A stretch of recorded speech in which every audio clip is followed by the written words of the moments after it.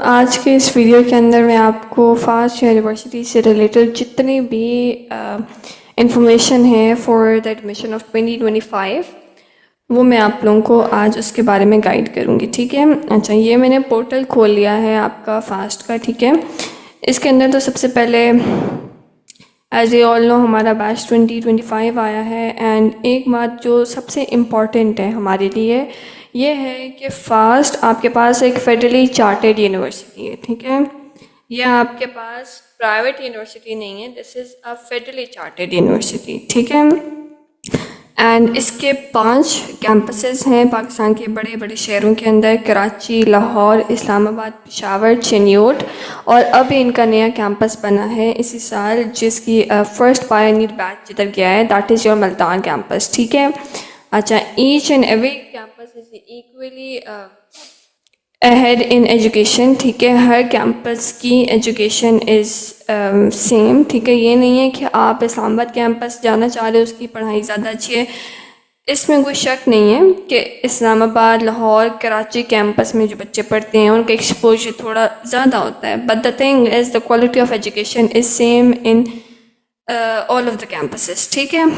अच्छा, इसके बाद हम अगर बात करें अबाउट द ऑफर्ड प्रोग्राम्स, तो फास्ट कौन कौन से प्रोग्राम्स ऑफर करता है। पहली बात तो ये fast is famous for the computing department. And computing department के अंदर आपका CS आ जाता है, सॉफ्टवेयर आ जाता है, AI आ जाता है, साइबर आ जाता है, डेटा साइंस आ जाता है। ठीक है।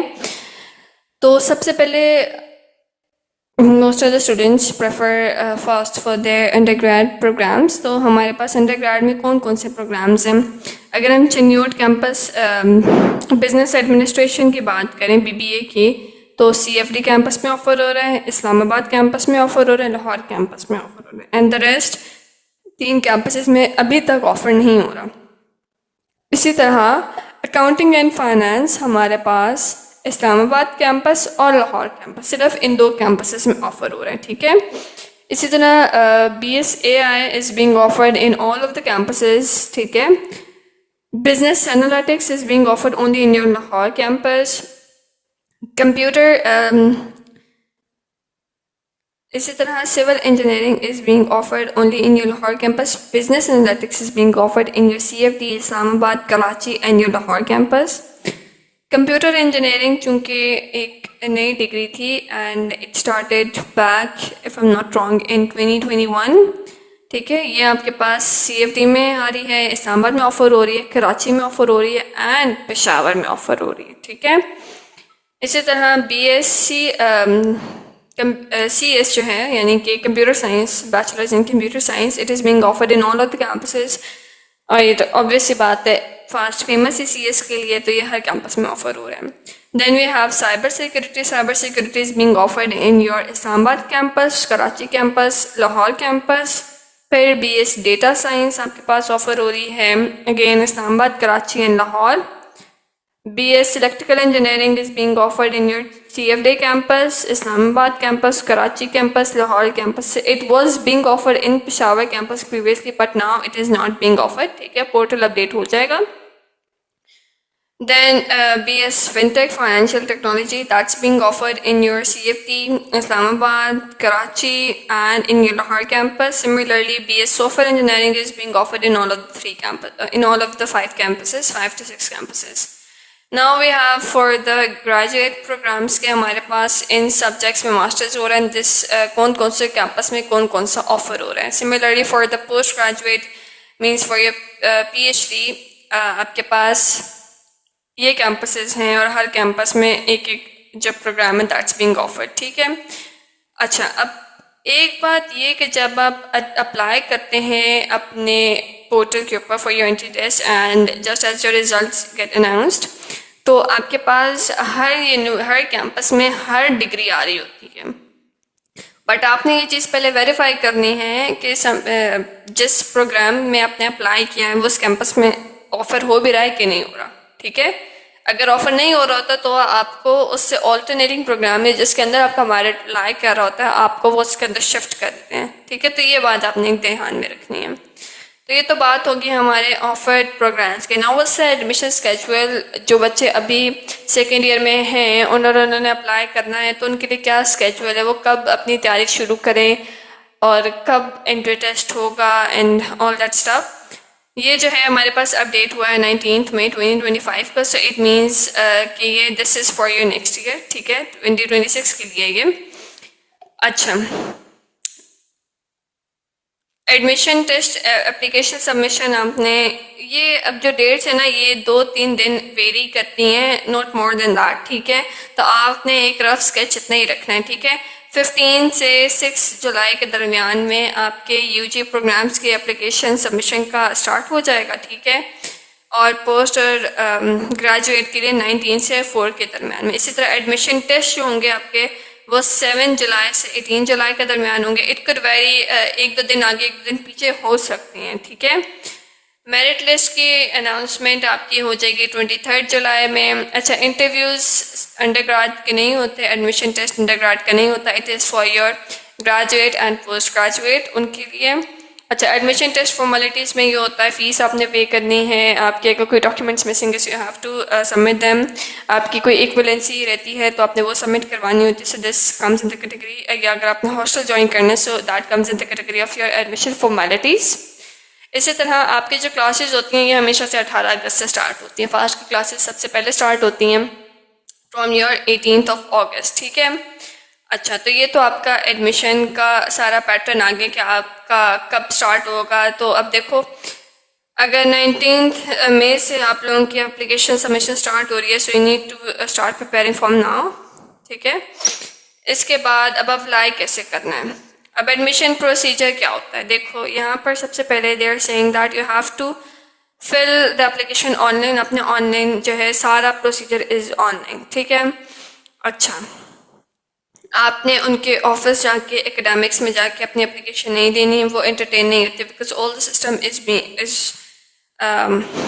ऑनलाइन, ठीक है। इसी तरह द ऑनलाइन सिस्टम साइंस यानी कि एप्लीकेशन। अच्छा, आपका ARN नंबर जो होता है दिस इज रियली इंपॉर्टेंट, ये आपकी रोल नंबर स्लिप के भी ऊपर होता है। ये जब आपका एडमिशन हो जाता है तब भी ARN नंबर जो है उसी के बेसिस के ऊपर आपकी सारी इंफॉर्मेशन जो होती है दैट्स बीइंग स्टोर्ड, ठीक है। तो ये आपका ARN नंबर हर एप्लीकेंट का यूनिक होता है, ठीक है, और लिखा हुआ भी है which must be noted for the later use. Next they are saying application will confirm that information entered. अच्छा, आपकी जो इन्फॉर्मेशन है ना बेटे आपने करेक्ट एंटर करनी है, ठीक है। और अगर आपकी करेक्ट नहीं होगी तो वो ऑब्वियस सी बात है, जब हर बोर्ड से आपकी इन्फॉर्मेशन वेरीफाई करेंगे तो अगर कोई मसला आता है तो आपको university has all the rights to cancel the application या एडमिशन विदाउट एनी फ़ी रिफंड, यानी कि आपको फ़ी भी रिफंड नहीं होगी। इसी तरह एप्लीकेशन में deposit application fee in the designated bank, fee is non adjustable non refundable, ठीक है। Upon the payment of the application fee and additional admission test fee, अब application fee is a different thing and additional admission test fee is the different thing, ठीक है। Test की अलग fees है और apply करने की अलग फीस है। The applicant will print his or her admit card bearing the test applicant's test roll number. The applicant should visit the test campus on the specific। अच्छा, अब आपका ना जब आपने अप्लाई कर दिया, ठीक है, आपने फ़ी पे कर दी है तो 1-2 दिनों में या आपने डेट सेलेक्ट कर दिया तो आपकी रोल नंबर स्लिप आ जाएगी, ठीक है। रोल नंबर स्लिप आ गई, आपने उसको प्रिंट करवा लिया और वो जब आप टेस्ट देने जाओगे आपने आधा घंटा पहले कम से कम टेस्ट से अपने सेंटर में मौजूद होना है, क्योंकि जाते जाते आपको नहीं पता आपका block A B C D किसी ब्लॉक में टेस्ट हो सकता है, ठीक है। So you need to be on time, time पे जाओगे, टाइम पे आपका टेस्ट स्टार्ट होगा and you have to make sure to take that roll number slip along with you, ठीक है। Next, they are saying that admission of a student automatically cancelled if he or she fails the required exam whose result was not able at the time of admission. अगर आपका कोई document missing है और आपने अपनी फ़ी जो समझ लें, वैसे पोर्टल आपका आगे जाता नहीं है जब तक आप सब चीज़ें ना डाल दो, बट अगर आपकी कोई रिजल्ट या फेल हो गया, अगर आपका कोई पेपर फेल हो गया या अगर आप कैंडिडेट्स फेल हो गए, सो कैन नॉट बी, आपका एडमिशन जो है रिजेक्ट हो जाएगा, ठीक है। अब ये ग्रेजुएट प्रोग्राम्स के लिए एनुअल एडमिशन टेस्ट है and it's almost the same procedure. अब जो कैंडिडेट सिलेक्ट हो जाएंगे उनको SMS आ जाएगा या आप ईमेल आ जाएगी या आपने अपना पोर्टल देखते रहना है, ठीक है ना। एडमिशन के टाइम पे, तो आपका पता चल जाएगा कि आपका किस किस प्रोग्राम में सिलेक्ट हुआ है, आपका क्या मेरिट बना है, कौन कौन से डिपार्टमेंट में आप सिलेक्ट हुए हो, किस में आपका मेरिट नहीं बना वो रेड आ जाएगा, जिसमें बन गया है वो ग्रीन हो जाएगा, ठीक है। इसी तरह जो फॉरेन नेशनल्स हैं जो बाहर अब्रॉड रहते हैं और वो फास्ट में पढ़ना चाह रहे हैं, so at the time of the admission the foreign nationals must submit a no objection certificate NOC from the Ministry of Education, Government of Pakistan. ठीक है, so this was the procedure that how you'll be applying for your NT test. And one more important thing कि most of the students from pre-medical background, उनके लिए क्या होगा, उन्होंने ये करना है कि फास्ट अभी तक आपको एड मैथ के बगैर एडमिशन नहीं देता, ठीक है, टिल डेट आपने एडिशनल मैथ्स का पेपर क्लियर करना है हर हाल में, ठीक है। क्लियर होगा तो आपका एडमिशन जो है वो हो जाएगा। अभी जब आप एडमिशन के लिए अप्लाई करते हो ना, तो आपके पास एट दैट मोमेंट रिजल्ट नहीं अनाउंस हुआ होता, ठीक है, लेकिन सिर्फ पास करना ही ज़रूरी है, यू नो, कोई ज़रूरत नहीं है इतना ग्रेड लेने की, बस you need to just clear the exam, ठीक है। और अगर एग्ज़ाम क्लियर नहीं हो तो एडमिशन हो जाता है तो आपका एडमिशन स्टॉप ऑफ कर दिया जाएगा। Now what's the eligibility criteria for the undergrad programs, those who have taken HSSC or equivalent examination, यानी कि या तो सेकेंड ईयर क्लियर किया होगा या A लेवल किया होगा, and are awaiting results are also eligible to apply. अभी रिजल्ट नहीं आया लेकिन पेपर दे दिए, तब भी आप अप्लाई कर सकते हो, ठीक है। अच्छा, और आपके 4 साल होते हैं डिग्री के, अब फॉल से स्टार्ट होता है और स्प्रिंग, पहला सेशन आपका फॉल का होता है और जो लास्ट सेशन होगा that will be of your spring session, and in between you will be having total 8 semesters, right. अब इंजीनियरिंग प्रोग्राम का क्या है यहाँ पर, अच्छा, this is your eligibility criteria. तो इंजीनियरिंग के लिए कौन अप्लाई कर सकता है? So FAST basically offers 3 types of engineering, civil, electrical and computer engineering. अच्छा, या तो आप एनयू टेस्ट में अप्लाई करोगे, या आप सार्ट के बेस पे अप्लाई करोगे, या आप नेट इंजीनियरिंग वाला दोगे, ठीक है। अच्छा, इनमें से किसी एक की बेस पे एट अ टाइम अप्लाई कर सकते हो। मैट्रिक में आपके पास मिनिमम 60% मार्क्स होने चाहिए, एफएससी में 60% मिनिमम मार्क्स होने चाहिए। जो कोर्सेज आपने HSCC में पढ़े हुए हैं या A लेवल में पढ़े हुए हैं वो कौन से होने चाहिए? केमिस्ट्री, मैथ, फिजिक्स कम्बिनेशन होना चाहिए, या ICS वाला। ICS या प्री इंजीनियरिंग बैकग्राउंड, दोनों बच्चे जो है इस बैकग्राउंड के, they can apply for the engineering degrees. The next is selection criteria. अच्छा, अब मैनेजमेंट का डिपार्टमेंट, इंजीनियरिंग का डिपार्टमेंट एंड कंप्यूटिंग का डिपार्टमेंट, इन तीनों के आपके पास कैलकुलेशन ऑफ मेरिट, ये सिलेक्शन क्राइटेरिया इज डिफरेंट, ठीक है। Weightage of admission test marks, अगर आपने NU में अप्लाई किया है सार्ट के बेस पे या नेट के बेस के ऊपर आपने अप्लाई किया है, आपके पास जो weightage होगी for the admission test that will be 33%. The weightage of your HSSC or A level equivalent that would be 50%, and the weightage of your SSC or your matric O level would be 17%. अच्छा, okay, and this is the weightage of SSC marks will be calculated इस इन basis के ऊपर आपके पास जो है calculate किया जाएगा, ठीक है। और आपका सारे डॉक्यूमेंट्स बेटे आपके जो बोर्ड है स्पेसिफिक उनसे वेरीफाई किया जाएगा। कोई भी इनकरेक्ट या फॉल्स इंफॉर्मेशन अगर आएगी या कोई इंफॉर्मेशन हाइड करने पे आप जाएंगे तो आपकी डिस्क्वालिफिकेशन हो जाएगी। Now for the computing programs, AICS, cyber, data, software engineering, they all come under the category of your computing department. Again, the admission test आपका NAT IE या NAT ICS हो सकता है, बाकी NU टेस्ट दो, SAT test दो, या engineering का NAT दो या ICS का NAT दो, इन 4 बेसिस पे आपका एडमिशन हो सकता है। Again, for SSC 60% minimum marks required हैं। फॉर HSSC आपके पास मिनिमम 50% मार्क्स होने चाहिए, और मैथ्स आपने लाजमी पढ़ी होनी चाहिए। मैथ्स के साथ कोई भी कम्बिनेशन हो doesn't matters, but maths is necessary if you are going to apply for computing department में किसी भी डिग्री के लिए, ठीक है। And again the same thing, selection criteria is different for computing department. आपका एडमिशन टेस्ट की जो weightage है that is 50%, the weightage of your HSSC equivalency is 40%, and the weightage of your matric और O level is 10%, ठीक है। अच्छा, अब बेटे ये बड़ी इंपॉर्टेंट चीज़ है, बहुत इंपॉर्टेंट चीज़ है for the pre medical students. computing domain pre-medical students who have passed additional maths or they are waiting for the results are eligible to apply for the admission. In just the case अगर तो 2 बार gap year लिया हुआ है या आपने additional maths का test दिया था और रिजल्ट आ गया है और आप पास हो गए हो, well and good, you can apply. Admission test दे दिया, एडिशनल मैथ का पेपर दे दिया है, रिजल्ट नहीं आया, also you can apply. But Allah ना करे अगर किसी का पेपर फेल हो जाता है तो बेटे एडमिशन नहीं होगा. एडमिशन आपका अगर हो भी चुका था तो वो स्ट्रक ऑफ हो जाएगा. ठीक है. And for your BBA and BS accounting and finance, उसके लिए क्या क्राइटेरिया है? Okay, so this is your business department, BBA, BS accounting finance, BS business analytics and BS fintech. Again आप NAT engineering, ICS, ICOM, IGS इनमें से कोई भी दे सकते हो. 7 NU या SAT, इन 6 के 6 में से किसी एक की बेस पर अप्लाई करोगे. ठीक है. अगेन द SSC की आपकी क्या एलिजिबिलिटी है? 60% मिनिमम मार्क्स. HSCC की क्या है? 50% मार्क्स होने चाहिए. और आप किसी भी कम्बिनेशन का सब्जेक्ट पढ़ लो, you can apply for this department. There is no restriction in it. ठीक है.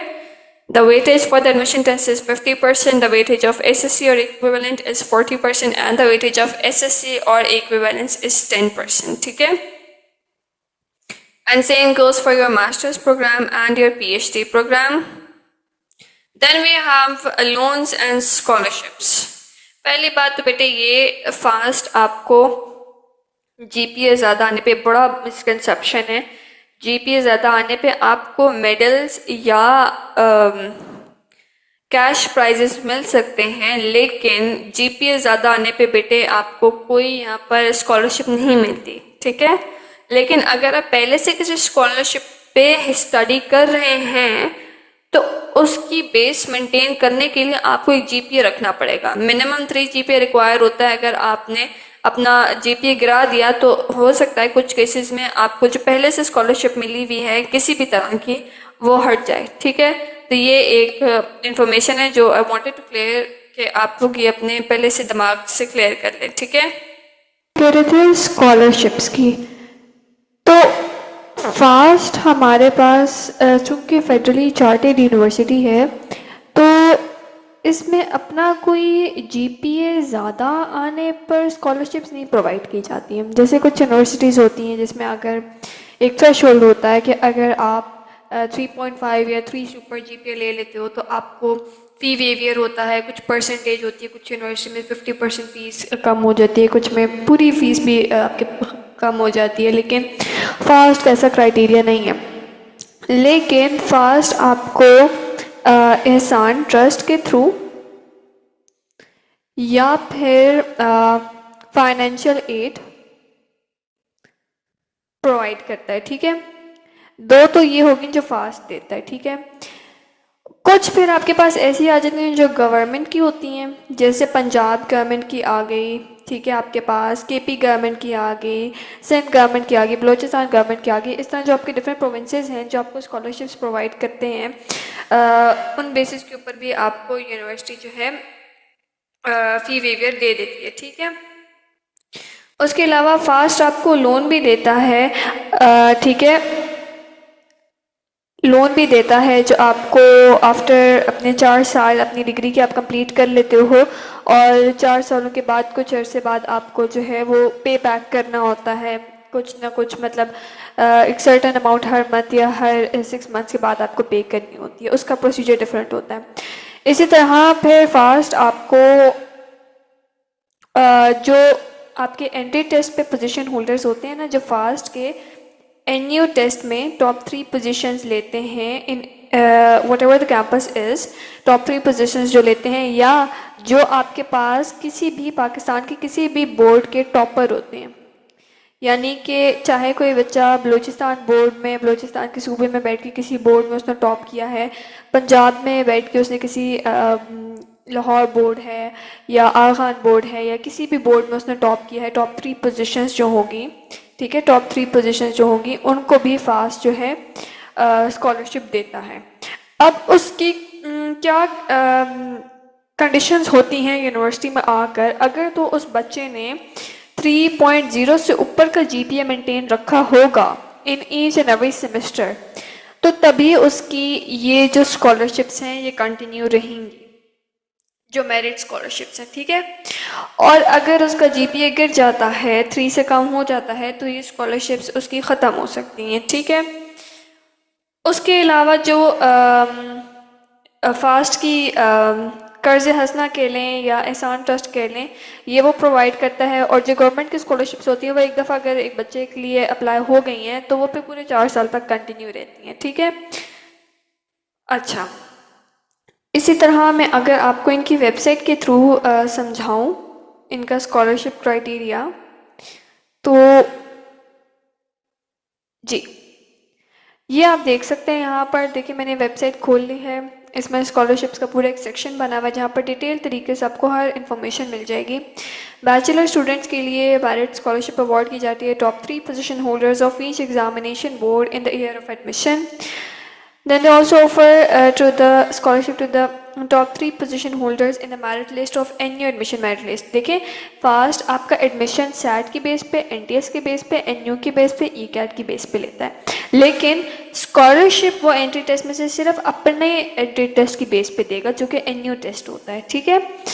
उसके बाद एमएस एंड पीएचडी वालों के लिए भी स्कॉलरशिप है। अब ये पंजाब गवर्नमेंट जो स्कॉलरशिप देती है ये उसके बारे में डिटेल लिखी हुई है। सिंध गवर्नमेंट जिस तरह स्कॉलरशिप देती है, केपी गवर्नमेंट, बलूचिस्तान गवर्नमेंट, इस तरह अगर आप राइट साइड पे देखें तो ओएसएफ स्कॉलरशिप होती है, फाइनेंशियल असिस्टेंस होती है जो कि फास्ट प्रोवाइड करते हैं उन बच्चों के लिए जो नहीं कर सकते पे। उसके लिए आपका पूरा प्रोसीजर होता है, आपको इलेक्ट्रिसिटी बिल्स, गैस बिल्स, जितनी एक घर में लोग कितने रहते हैं, वो सारी की सारी आपको फिर इंफॉर्मेशन, डिटेल इंफॉर्मेशन देनी पड़ती है। और अगर उस इंफॉर्मेशन के अंदर कोई फॉल्स इंफॉर्मेशन आप प्रोवाइड करते हैं तो फिर आपको स्कॉलरशिप नहीं दी जाएगी। उसके अलावा कुछ एक्स्ट्रा स्कॉलरशिप्स भी होती हैं, जैसे in addition to the above scholarships there are various community based scholarships based on the various committees and foundations such as Maiman Community Scholarship, Bora Community Scholarships, INFAQ Foundation Scholarship, Aga Khan Foundation Scholarship, etc. और Karachi campus में specifically they are talking about the Karachi campus, Alumni Association, Hindu Community and Aga Khan Foundation also provide scholarships in limited members and this is particularly only for the Karachi campus। उसके बाद वो fast आपको असिस्टेंटशिप्स भी देता है। अब असिस्टेंटशिप्स क्या होता है, आपका एक 8 सेमेस्टर आप एक यूनिवर्सिटी में पढ़ते हैं 4 years, ठीक है, in what ever the department is. आपके हर सेमेस्टर में कोर्सेज होते हैं, उनमें से जो मेजर कोर्सेज होते हैं most of the time her semester का हर कोर्स अगर आपने उसमें ए या A+ या A नेगेटिव ग्रेड लिया है, यानी कि आपका एज में ग्रेड आ रहा है, तो चांसेस होते हैं कि आपको टीएशिप मिले। टीएशिप मींस टीचर असिस्टेंट स्कॉलरशिप, या हाँ आप इसको इस तरह कह सकते हैं। तो वो आप पूरे सेमेस्टर के लिए जो क्विजेज और असाइनमेंट्स होती हैं जो बच्चों की होती हैं, आप उनको चेक करते हैं और फिर आपको उसका पूरे जो 4 महीने 5 महीने जो एक सेमेस्टर होता है उसके बाद आपको यूनिवर्सिटी जो है उसको पे करती है आपको, ठीक है। जितना आपने टीएशिप जितने कोर्सेज के लगते हैं आप उतने आपको पेमेंट दी जाती है, ठीक है। उसके बाद बैंक लोन्स भी होते हैं, स्टडी लोन्स या फाइनेंशियल असिस्टेंस होती है। अच्छा, फाइनेंशियल असिस्टेंट के लिए अगर आपने अप्लाई करना है ना, तो आप जब अपना एनयू एडमिशन के लिए फॉर्म फिल करते हैं ना, उसी टाइम पर नीचे आपको दरमियान में लिखा आता है ब्लू सा फाइनेंशियल असिस्टेंस या अप्लाई फॉर फाइनेंशियल एड, तो आपने at the time of admission ही उसके लिए भी अप्लाई करना होगा। And repayment of the study loan, the total amount has to be repaid within a period of 4 years after graduation. देखो 4 सालों में आपको लोन मिला है ना, तो आपने उसको रीपे भी अगले 4 सालों में ही करना होगा, ठीक है। और आप एक कॉन्ट्रैक्ट साइन करते हैं, ठीक है, सबके लिए। तो यहाँ से आपका स्कॉलरशिप जो फाइनेंशियल असिस्टेंस या स्कॉलरशिप का भी जो भी कन्फ्यूजन होगी वो क्लियर होगी कि फास्ट आपको बेटे जीपीए ज़्यादा आने पर ना तो आपका ट्रांसफ़र करवाती है और ना ही आपको स्कॉलरशिप देती है। ट्रांसफ़र भी अगर आपने करवाना है तो वो आपको 1 साल बाद दोबारा एंट्री टेस्ट में अपेयर होना होगा और फिर आपका ट्रांसफ़र होता है। जीपीए ज़्यादा आने पे आपका ट्रांसफ़र नहीं होता, ये एक बहुत बड़ा मिसकंसेप्शन है। दूसरी बात ये कि फ़ास्ट आपको जीपीए ज़्यादा आने पर स्कॉलरशिप नहीं देती। हाँ, वो आपको मेडल्स देती है, वो आपको कैश प्राइज़ दे सकती है, लेकिन वो आपकी फ़ी वेवियर नहीं करती, ठीक है। इसके बाद आपके टेस्ट पैटर्न की अगर बात कर लें तो बीबीए या जो मैनेजमेंट के कोर्सेज हैं उसमें इंग्लिश 10% आती है, एसे राइटिंग 15% होती है, एनालिटिकल एंड आईक्यू स्किल्स 25% होती है, एडवांस मैथ 50% होती है। इसी तरह अगर आपने इंजीनियरिंग या कंप्यूटिंग डिपार्टमेंट में एडमिशन लेना है तो इंग्लिश 10% होगी, IQ 20% होगा, बेसिक मैथ 20% होगा एंड एडवांस मैथ 50% होता है। इस तरह आपने MBA या MS या किसी भी मास्टर्स के फर्दर प्रोग्राम में अप्लाई करना है तो उसके लिए आपके ये सब्जेक्ट्स होते हैं, ठीक है। इनका ये इतनी इतनी परसेंटेज आपके एंट्री टेस्ट में आती है and this is the computer based test, ठीक है। फास्ट का जो टेस्ट होता है वो कंप्यूटर बेस्ड टेस्ट होता है। एंड उसके बाद अगर हम फ़ी स्ट्रक्चर की बात कर लें तो एडमिशन फ़ी आपकी 30,000 होती है, ठीक है, जो कि आपने एक दफ़ा ही पे करनी होती है at the time of admission, ठीक है, और ये आप दोबारा फिर पे नहीं कर सकते, it is not payable again. Next is your security deposit, ये भी आपने, ये रिफंडेबल होता है, ठीक है, एंड ये जो आपकी एडमिशन फ़ी होती है that is not fundable but your security deposit is refundable. Next अगर हम 2025 के सेमेस्टर की बात करें, फॉल के सेमेस्टर से, तो आपकी जो फ़ीस है वो पर क्रेडिट आर, यानी कि अगर आप एक क्रेडिट और है ना तो उसकी फ़ीस 11,000 है, रिगार्डलेस ऑफ अंडरग्रेड, ग्रेड या डॉक्टरेट डिग्री, ठीक है। और अगर आप जितने आपके क्रेडिट आवर्स बढ़ते जाएंगे उतने आपने फ़ीस को मल्टीप्लाई करवाते जाना। फॉर एग्जांपल अगर एक बच्चा है उसके फर्स्ट सेमेस्टर के अंदर 16 क्रेडिट आवर्स हैं, जो कि पर्टिकुलरली 16 या 18 होते हैं, आप उसको अपनी फ़ीस से मल्टीप्लाई करो, आपको 190 के या 180 के या फर्स्ट सेमेस्टर के जो स्टूडेंट्स होते हैं उनकी यूजुअली 2 लाख से ऊपर फ़ीस होती है, ठीक है। तो आपने ये अपने दिमाग के अंदर रख कर जाना है। पर स्टूडेंट एक्टिविटीज़ फ़ंड के लिए 2500 लिए जाते हैं, ये with respect to fall 2024 semester से स्टार्ट हुआ है। एंड हाँ जी, उसके बाद मिसलेनियस फीस में एडिशनल ट्रांसक्रिप्ट फ़ी होती है 300। अगर आपने कैंपस ट्रांसफ़र करवाना है किसी भी केस के ऊपर या आपके प्रोस्पेक्टस के ऊपर लिखा आता है कि आपके क्या केसेस हो सकते हैं, किन कंडीशंस के ऊपर आपका कैंपस ट्रांसफ़र हो सकता है, ठीक है, ये एक बहुत ही डिटेल टॉपिक है। इसके लिए आपकी 5,000 फ़ीस होती है। अगर आपने टेम्प्रेरी ट्रांसफ़र करवाना है, फॉर एग्ज़ाम्पल किसी का कोई ऑपरेशन हुआ है या किसी की कोई इमरजेंसी है या कोई भी ऐसा सिनारियो है, मोस्टली हेल्थ इश्यूज़ ही होते हैं, वो या तो कैंडिडेट का या कैंडिडेट के पेरेंट्स का या बहुत क्लोज रिलेशन का, तो उस केस में आपका टेम्प्रेरी कैंपस ट्रांसफ़र होता है। इट मीन्स कि आपने एक सेमेस्टर या आप अपने डिज़ायर कैंपस में पढ़ते हो, जब आपका मसला रिजॉल्व हो जाता है तो फिर आप वापस अपने कैंपस में जाते हैं जहाँ पर आपका एडमिशन हुआ था। फिर डिग्री करेक्शन फ़ीस 2000 होती है, सेमेस्टर फ़ीस अगर आपने करवाना है तो वो 2000 होगा। लेट रजिस्ट्रेशन फ़ी या फ्रीज फ़ी या course withdrawal after the second week of the classes वो 5000 होगा। रीटेक, अच्छा आप सेशनल और फास्ट में ना बेटे आपके 2 सेशनल एग्ज़ाम्स होते हैं 5 वीक की गैप से, ठीक है, एंड लैब्स के मिड भी होते हैं in the mid of the semester, यानी कि इन द 8th और 9th वीक आपका लैब का एग्ज़ाम होगा मिड, और after every 5 weeks you'll be having a sessional exam, यानी कि आपके 2 सेशनल एग्ज़ाम्स होंगे, sessional 1 and sessional 2, and then you'll be having your final exam. तो अगर आपने सेशनल का पर कोर्स, अगर आपने एक कोर्स को रीटेक करवाना है, अगर आप किसी पेपर में नहीं आ सके, अपेयर नहीं हो सके, तो आपको 2000 पे करना होगा। अगर आपका कोई लैब जो है या कोई कोर्स जो है जिसका आप फाइनल एग्ज़ाम नहीं दे सके और आपने उसका रीटेक देना है तो उसके लिए आपको 2000 देने पड़ेंगे। अगर आपने लैब का पेपर या किसी कोर्स का पेपर रीचेक करवाना है तो उसकी 500 फ़ी है। Issuance of certificate or letter fee is 300. Applicant admission fee is 3000, and these all fees are not refundable. Next is your late payment fine. Late payment fine is levied on the entire outstanding fee, current as well as arrears. It is charged at the rate of rupees 1 per day, ठीक है, for every 1000 rupees. तो आप जितने दिन late होंगे आप उस तरह कैलकुलेट कर सकते हैं। Next is your fee refund policy. Admission fee non refundable है, again the same thing. Security fees refundable होती है at the time of the completion of degree और द क्लोजिंग ऑफ एडमिशन। फिर tuition fee is refunded in accordance with the revise guidelines of HSC। अच्छा देखो, admission tuition fee जो होती है ये यूनिवर्सिटी का नहीं होता, ये HSC आपको प्रॉपर प्लान देती है और उस प्लान के अकॉर्डिंग यूनिवर्सिटी जो है काम करती है।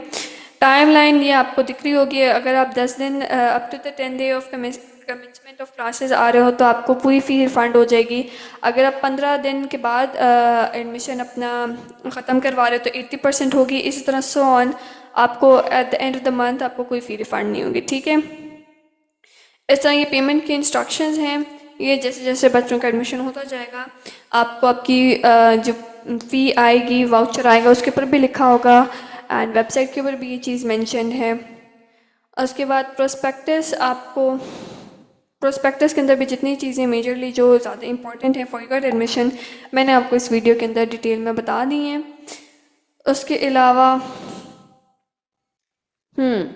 Your semester fee fix semester fee नहीं होती। अक्सर बच्चे पूछते हैं कि सेमेस्टर फ़ी क्या होती है। बेटे ये वेरी करती है, ठीक है।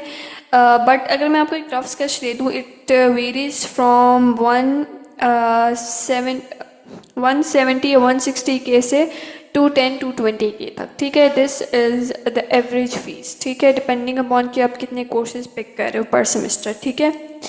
अच्छा,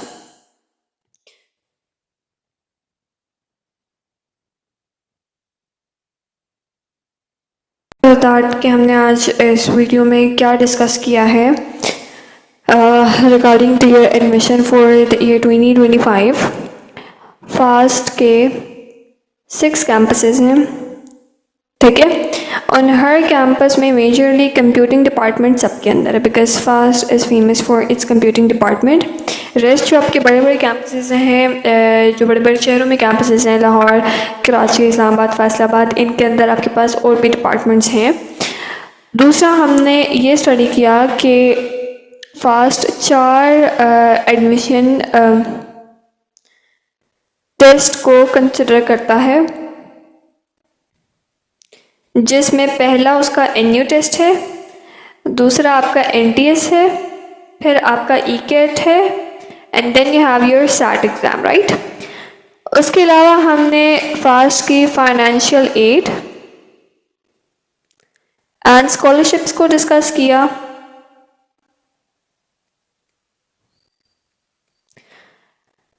एंड पर्टिकुलरली आपके जो 6 कैंपसेस हैं ना, इनके अंदर आपके पास ट्रांसपोर्ट फैसिलिटी है, प्लस आपको जो हॉस्टल फैसिलिटी है वो सिर्फ 2 कैंपसेस में प्रोवाइड की जाएगी। एक या तो पेशावर कैंपस में या फिर आपके पास FSD Faisalabad Chinnaur CFD campus में, ठीक है। ट्रांसपोर्ट आपको हर कैंपस में प्रोवाइड की जाएगी, ठीक है।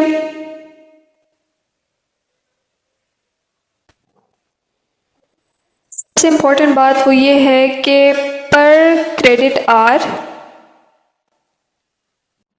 फास्ट में 11,000 चार्ज किया जाता है, ठीक है। 11,000 चार्ज किया जाता है। तो अगर आपके 16 क्रेडिट आवर्स हैं या 17 हैं या 18 क्रेडिट आवर्स हैं या 19 क्रेडिट आवर्स हैं, तो आप उसको इससे मल्टीप्लाई करो इस वैल्यू से, तो जो आपके पास अमाउंट आएगी वो आपकी एक सेमेस्टर की, पूरे सेमेस्टर की फ़ीस होगी, ठीक है। अगर आप का फर्स्ट सेमेस्टर है या अगर आपने एडमिशन के बाद आपका पहला मतलब सेमेस्टर है, फॉल का सेमेस्टर है, तो आपको एडमिशन फ़ी भी देनी पड़ेगी और साथ सिक्योरिटी फ़ीस भी, प्लस स्टूडेंट एक्टिविटी जो फ़ंड होता है या फ़ी होती है वो भी देनी पड़ेगी, ठीक है। ये सब मिला के प्लस योर सेमेस्टर फ़ीस आपका कोई अराउंड 2,20,000, 2,30,000 या 40,000 के करीब जो है आपका पहले सेमेस्टर की फ़ीस पड़ जाएगी। एंड अगर आप इसमें ट्रांसपोर्ट भी ऐड करते हो और अपना हॉस्टल भी ऐड करते हो तो वो फिर उस हिसाब से आपकी इंक्रीज़ होती जाएगी फ़ीस, ठीक है। So these were the majorly points that we had discussed in today's video regarding your FAST admission test. कि 6 कैंपसेस हैं, हर कैंपस में कंप्यूटिंग डिपार्टमेंट ज़रूर मौजूद है, यानी कि CS की डिग्री जिसने करनी है वो जिस भी कैंपस में चला जाए उसके लिए कोई मुश्किल नहीं होगी, ठीक है। Next is your admission test. कितने तरह का होता है, बहुत सारे लोगों को इस पर कन्फ्यूजन होती है। देखो ईकेट जो है ना वो सिर्फ इंजीनियरिंग प्रोग्राम्स के लिए, एक बात ये ध्यान में रख लेनी है, ठीक है। जो इंजीनियरिंग प्रोग्राम्स हैं उनके लिए सिर्फ ईकेट है, बाकी NTS NU SAT हर डिपार्टमेंट हर प्रोग्राम के लिए अप्लीकेबल है, ठीक है। स्कॉलरशिप्स के बारे में हमने देख लिया, पर क्रेडिट चार्ज जो फ़ीस का इशू होता है हमने उसको भी स्टडी कर लिया। बाकी जो मेजरली चीज़ें हैं वो हमने डिस्कस करनी है। तो ये आज की वीडियो हमारी यहाँ पर एंड हो जाती है। This whole slide was the crux of today's lecture. Okay, and very best wishes for your admission 2026।